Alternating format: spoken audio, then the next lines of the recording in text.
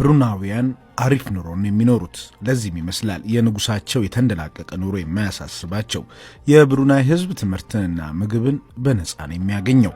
ለመንግስትም ግብር አይከፍልም።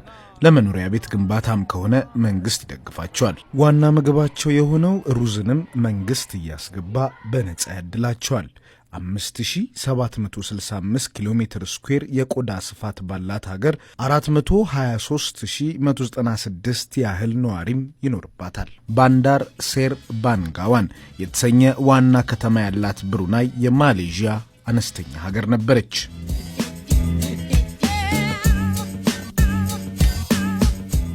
ሱልጣን ሐጂ ኦመር አሊ እንደ አውሮፓውያን አቆጣጠር 1951 ላይ ብሩናይ ከእንግሊዝ ነጻ ስትወጣ የብሩናይ የመጀመሪያ ገዥ ለመሆን በቁ።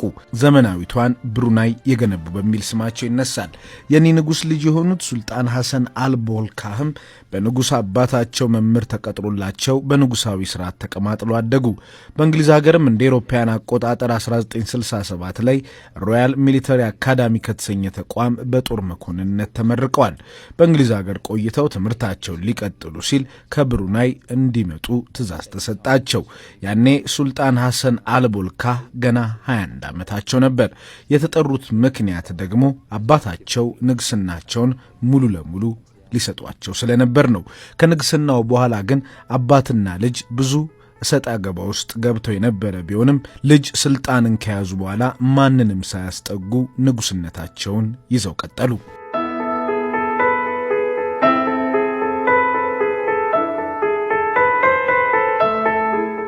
ብሩናይ በዓለማችን ካሉ ሀገራት አምስተኛዋ ሀብታም ሀገር ናት። ለዚህም ዋነኛ ምንጯ የነዳጅ ሀብቷ ነው። በቀን 167,000 በርሜል ነዳጅን የምታመርተው ሀገር 25.3 ሚሊዮን ኪዩቢክ ሜትር የተፈጥሮ ጋዝንም ታወጣለች። እኒህ የተፈጥሮ ሀብቶች የሚያመጡላት ገቢ ዋና ባለድርሻ ንጉሱና የንጉሱ ቤተሰብ ብቻ ናቸው። ብሩናይ የሱኒ እስልምና እምነት ተከታዮች የሚኖሩባት ሀገር ናት።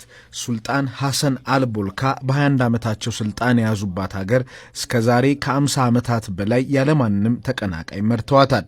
ለብሩናይ ከኔ በላይ ማንም የለም በማለት የሁሉ ነገር አዛዥ በመሆንም ያገለግሏታል። በፎርብስ መጽሔት እንደወጣው ሱልጣን ሐሰን አልቦልካ 20 ቢሊዮን የአሜሪካን ዶላር በላይ ሀብት ያላቸው ናቸው። በዚህ ከዓለም የአምስተኛ ደረጃን ይዟል። በእያንዳንዱ ሰከንድም $100 ያገኛሉ። ንብረታቸው ከእስያ እስከ አውስትራሊያ ከአሜሪካ እስከ አውሮፓ የደረሰ ነው። ቤተ መንግስታቸው ከዓለም ቤተ መንግስቶች ሁሉ በስፋትም በውድነትም አንደኛ ነው። ቤተ መንግስታቸው በ200,000 ስኩዌር ሜትር ላይ ያረፈ ነው።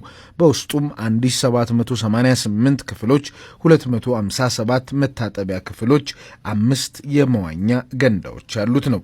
ግቢው 800 መኪኖች የሚቆሙበት ቦታም ያለው ነው።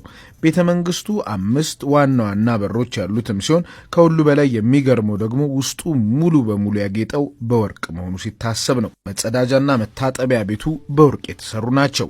የመታጠቢያ ቤቱ ማጽጃ ብሩሽም በወርቅ የተሰራ ሲሆን ከዛ ባለፈም በመጸዳጃ ቤቱ የሚገኘው ሶፍትም የወርቅ ነው።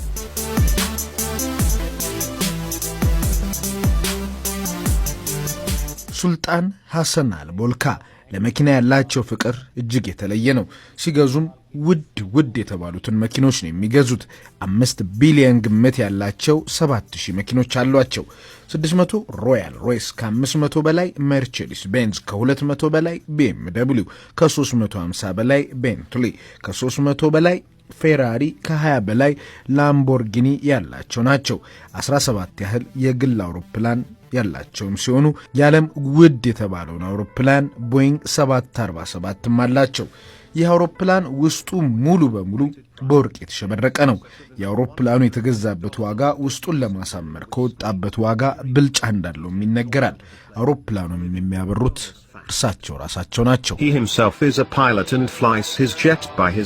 በ12 ሀገር ውስጥ 150 ያህል ቤት ያላቸው ሲሆን በውጭ ሀገራት ያላቸው የቤታቸው ስፋት ከሚኖሩበት ሀገር ስፋት ይበልጣልም ይባላል። ለ50ኛ የልደት በዓላቸው ለዕለቱ በተዘጋጀ ስታዲየም በማይክል ጃክሰን የተቀነቀነላቸው ሲሆን ማይክልም ለዚህ ኮንሰርት ብቻ $17 ሚሊዮን ተከፍሎታል። ንጉሱ ለባድሚንተን ልዩ ፍቅር ያላቸው ሲሆን ለባድሚንተን አሰልጣኛቸውም $2 ሚሊዮን ነው የሚከፍሉት።